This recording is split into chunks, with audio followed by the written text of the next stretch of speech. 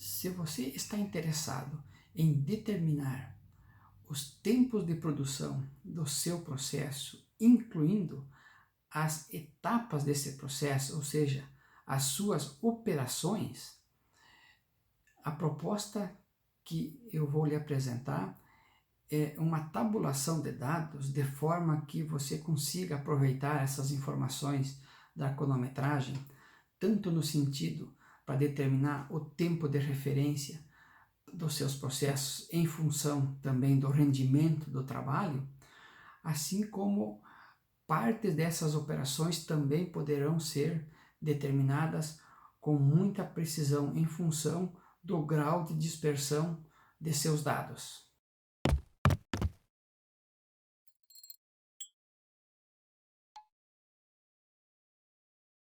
Vamos apresentar o formulário preenchido com os dados da cronometragem.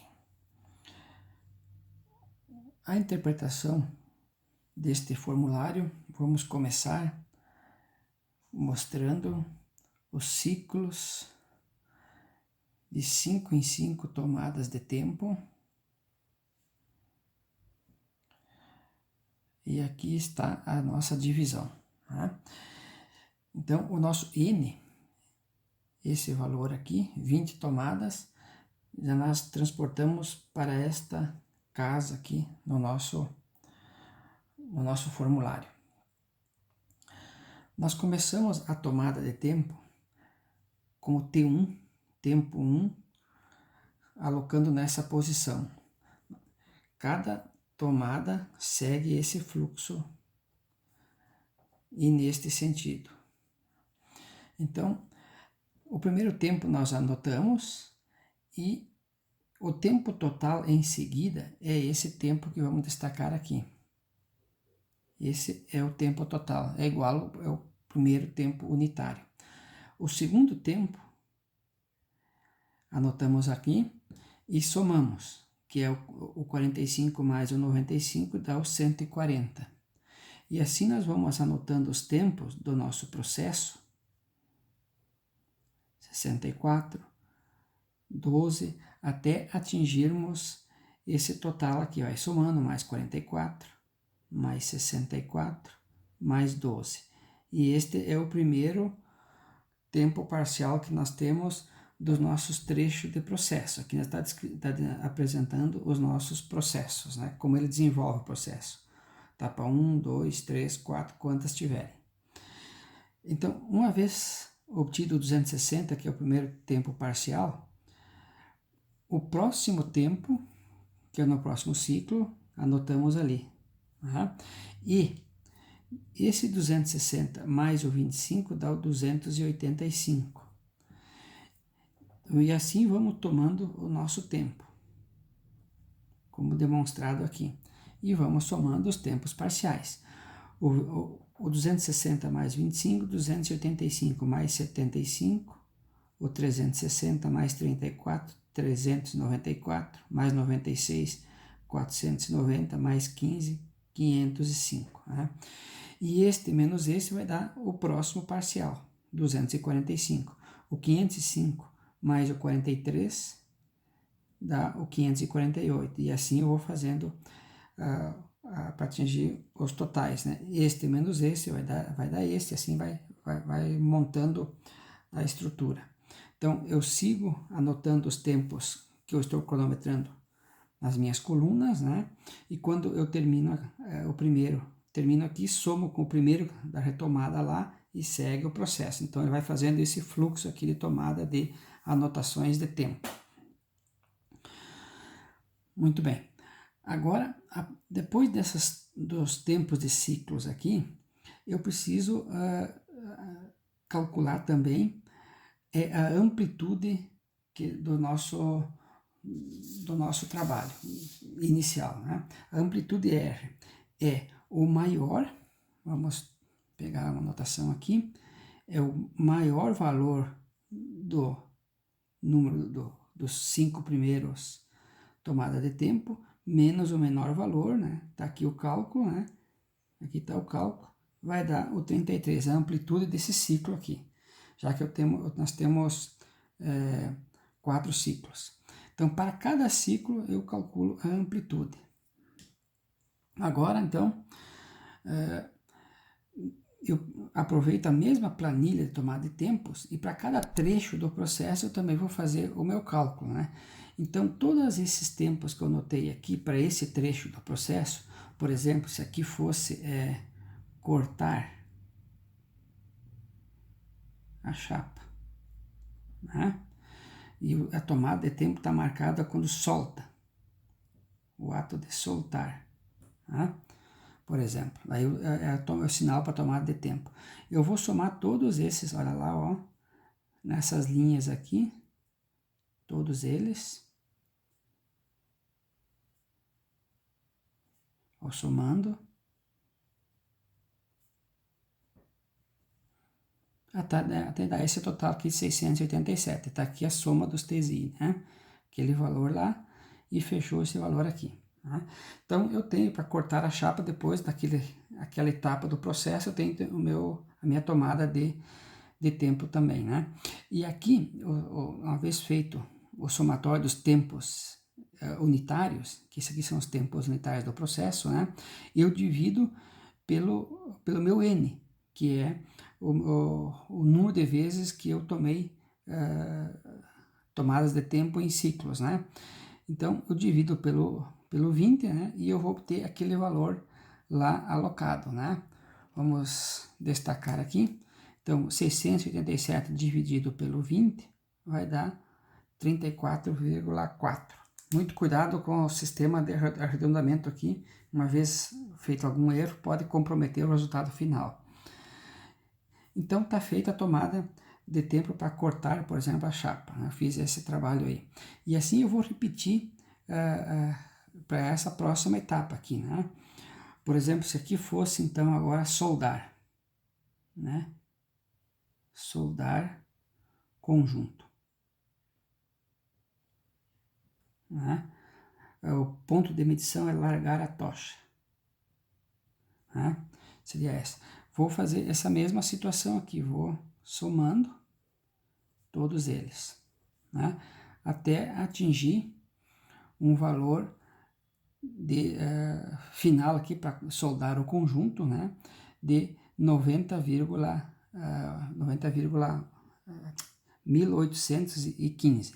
E esse 1815 é esse aqui, novamente, eu divido pelo meu N, que é aquele N lá, né? Deu esse valor aqui, tá?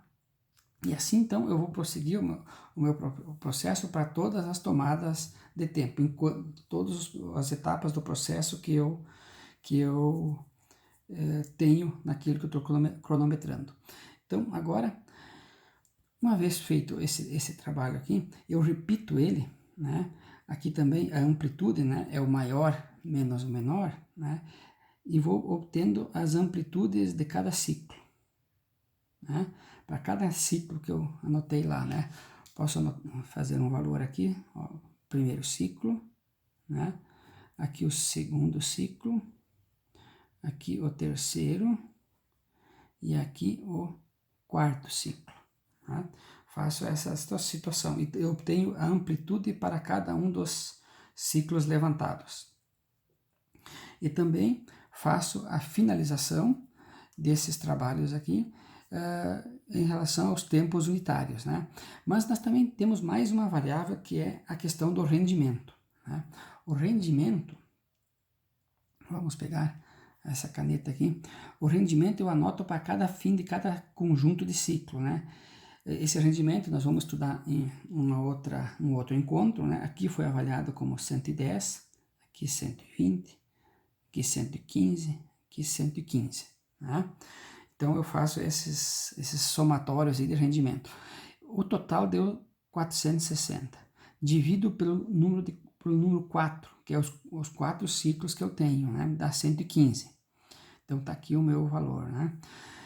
Agora, o que é interessante colocarmos aqui é como é que é feito esse cálculo final aqui do tempo, né? Eu tenho esse tempo médio já aqui calculado, né? E a fórmula é o rendimento. Então, é o 115 dividido esse rendimento médio aqui, né? 115 dividido pelo 100 vezes o tempo médio. Então, feito isso aqui, é esse aqui o tempo que eu tenho para cortar a chapa, né? Um tempo em função do tempo relógio e do meu rendimento. São duas variáveis que eu levo aqui, ó. O rendimento médio, que é esse aqui, 115, né? 115 dividido pelo 100 vezes o tempo médio, 34,4, que vai dar esse valor 39,6. Né? Essa fórmula ali que eu utilizo para fazer o meu cálculo. E repito esse cálculo para todas as etapas do meu processo que estou cronometrando. Bom, agora vamos para frente. Então, o nosso N é aquele lá, né? E o nosso K é o número de ciclos que eu tenho aqui, né? Então, tenho 4 aqui, ó, né? Tá lá ele. Agora, o meu tempo médio, né, vai ser o somatório dos tempos dividido por N. O que é o somatório do tempo? É todo esse ciclo que eu vim somando aqui, ó, até chegar nesse valor total aqui, 4.756. Então, eu trago para cá esse valor, né, dividido pelo N, que é esse valor aqui, esse 4.000, que é a soma dos tempos, né, dividido por 20 ciclos de tomada de tempo, dá 237,8. Então, eu tenho o meu tempo médio. Né? Agora, esse tempo médio, ele precisa também ser colocado, né, agora em função de outras variáveis até termos o nosso tempo final. A amplitude R, né, eu faço o somatório das minhas amplitudes aqui, desses 4 valores, vai dar o valor 206, dividido por 4, porque é os 4 ciclos, né? Minha amplitude média é 51,5. Muito bom. Agora, vamos fazer o fechamento de um outro cálculo que nós temos que realizar, que é em função dos tempos individuais do meu processo. Cortar, soldar, montar, aferir, né? Testar, como se fosse o processo andando nesse sentido aqui, ó. Né? Nesse sentido anda o processo que eu estou cronometrando. Então, eu faço o somatório desses tempos individuais aqui, ó, né? E vou obter este valor, 281,8. Né? Agora aqui um cuidado. Se ele estiver no tempo relógio de 60, divisão 60, né? Eu sigo para frente. Mas se ele estiver nos 100 minutos, eu preciso fazer essa conversão, que cada 1 minuto equivale a 100 centiminutos. Então, o x minutos é 281,8 centiminutos, que é aquele lá. Então, eu faço esse cálculo aqui e transformo ele, né? Cuidado com o arredondamento aqui novamente, né? De 2,82 minutos. Porque eu tinha esse relógio aqui em centiminutos, de divisão de 100, né? Nós já conversamos isso em nosso outro encontro. Então, feito isso, né, eu já tenho esse tempo aqui calculado em função do rendimento e do tempo relógio. Agora, a gente precisa ir adiante nos estudos, né, e vamos pegar aqui o grau de dispersão desses dados. Como é que eu calculo o grau de dispersão? O grau de dispersão Z, né? É a amplitude média dividido pelo tempo médio vezes 100. A amplitude média, nós temos ele aqui, ó, né? Transportamos ele para cá. Dividido pelo tempo médio, que nós obtivemos aqui, ó, transportamos ele para a nossa situação de cálculo. Vezes o 100, deu 21,7. Este aqui é o meu grau de dispersão, né? O Z é o grau de dispersão. Agora, eu preciso ainda calcular o epsilon, que é a margem de confiabilidade de toda a minha tomada de tempo aqui, da minha metodologia, por assim dizer. Agora, para isto aqui agora, para nós obter de onde é que tiramos esse 4,5, não é na nossa planilha. Nós precisamos nos valer do nosso nomograma. Aqui está ele, né? O nomograma tem aqui a dimensão da amostragem, que é o N, é o nosso tamanho, né? A margem de confiabilidade relativa, que é o epsilon, né? Que nós estamos buscando o epsilon, esse aqui o nosso ponto de interrogação, e nós já temos aqui a nossa dispersão, né? Que é o Z. Né? E o Z nós já calculamos lá, né? Então, o nosso N é 20. 20 tomadas de tempos que tivemos, 20 ciclos, né? E o grau de dispersão Z é 21,7, que foi o nosso cálculo antes. Então, agora nós temos que fazer aqui N. Quando eu venho aqui, eu tenho dois N's aqui, ó. Quando for maior que 14 tempos tomados, que é o nosso caso, nós vamos ler deste lado, desta linha. Quando for menor que 14 tomadas de tempo, passa para esse outro lado. Então, o N é 20, então aqui está, né, um número inteiro ali, né, fácil de marcar. Então, marcamos o nosso ponto de referência. O grau de dispersão Z, nós marcamos aqui, né, buscamos nessa linha. Então, como deu 21,7, o 20 está aqui e o 30 está aqui. E temos 1, 2, 3, 4. Então, seria 22, 24, 26, 28, 30, né? Então, o 22 seria esse próximo ponto. Como está quase lá, então um pouquinho abaixo. Botamos o nosso ponto um pouco abaixo. Com uma régua, unimos os dois pontos e descobrimos, então, aqui, fazer a leitura, então, do nosso epsilon, né? Que vai ser 4, 5, deu bem certinho no ponto do meio ali, entre o 4 e o 5. Então, tiramos no nomograma o nosso 4, né? E ele é em percentual, tá lá, ó. Né? Ele é em percentual que é medido, tá? Tá aqui tirado, então, a nossa margem de confiabilidade relativa em percentual. E alocamos ela aqui, ó. Aqui é o lugar dela, ó, o epsilon, né? Que é da tabela, do nomograma, vamos.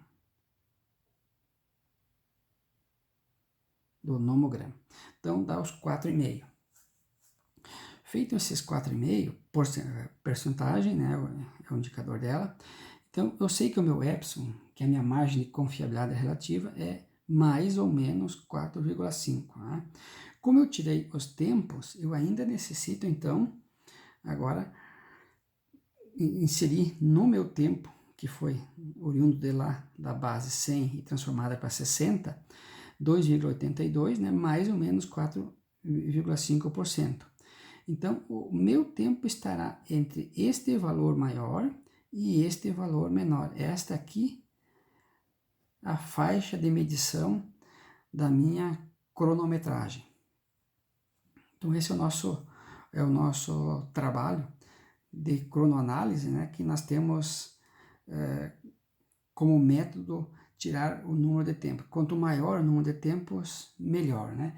Via de regra, se recomenda para o K, né, que é esse K aqui, ó, o número de ciclos, né, que ele seja menor ou igual a 25, né, e que ele seja maior ou igual a 5. 5 que é um ciclo aqui, né, menos que isso, a margem de confiabilidade fica comprometida, né, e acima disso, né, aí fica bastante caro a tomada de tempo e começa a partir de um certo ponto não alterar muito as variações, né, em função já da grande quantidade de tempos tomado. Tá? Mas é importante termos isso aqui como um balizador para os nossos trabalhos. Então era esse o vídeo de hoje. Se você gostou, dá um like e se inscreve no canal.